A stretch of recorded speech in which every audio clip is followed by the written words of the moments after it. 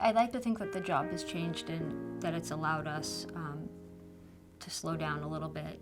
It's placed a focus on actually helping people in ways that are not just about locking them up and putting them away. Hi everyone, thank you for being here. My name is Jolissa and I'm with NAMI. NAMI is the National Alliance on Mental Illness. We are the largest grassroots organization started by the friends and family of those with serious mental illnesses. So we are not clinicians, we're not doctors, we're not therapists. We are people with lived experience. Our NAMI friends are here today because they want to see you succeed. One of the highlights of the whole week is the presentation from our friends from NAMI. So we have Jolissa and Christine. They've both been here before.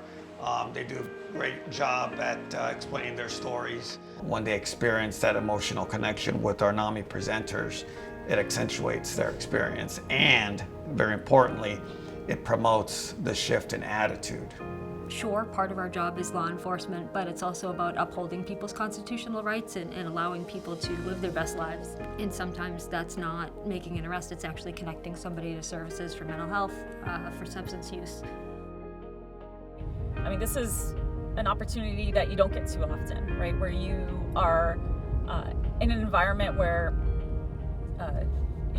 everyone's safe and you can ask questions and actually listen to someone who's willing to share their story, because they want you to know, they want the officer to know, you know, what they're going through or what they've been through. It's a tough job.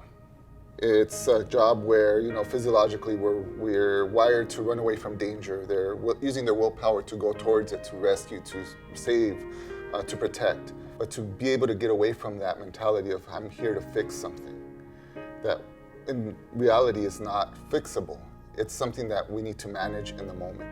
If it's a younger officer, if they haven't been to a call where somebody is in crisis, I can guarantee that they will be, and definitely before the end of their first year of service. I specifically remember a call that we went to, and the family was calling on their adult son. He was younger, and we had determined almost immediately that he was going to go to the hospital.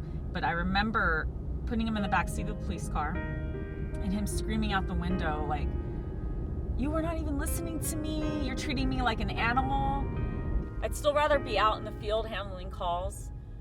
But after going through this training and seeing how beneficial it was to be able to hear someone from NAMI share their story with the police, absolutely, I'd do this training anytime. I think a really important aspect of the NAMI training is that we get to see that people do recover, people do get better, and people go on to lead successful lives. If I have one word that Share Your Story from NAMI does for the people in the class is hope. It provides hope, especially when at times folks come to the class not feeling it anymore because of just the crisis. And so hope is definitely ignited